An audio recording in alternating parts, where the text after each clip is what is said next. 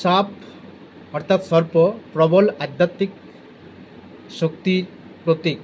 তাই বেশিরভাগ মহাপুরুষ বা আধ্যাত্মিক মহাপুরুষদের জীবনে সাপের একটা বিশেষ ভূমিকা আছে। যেমন স্বামী বিবেকানন্দ যখন শৈশবে অর্থাৎ শৈশব ছাড়িয়ে বলা যায় বাল্যকালে যখন বন্ধুদের সঙ্গে ধ্যান খেলছিলেন, তখন একটা বিশাল সর্প এসে ধ্যানমগ্ন স্বামী বিবেকানন্দের কাছে এসে হাজির হয় এবং পরে চলে যায়।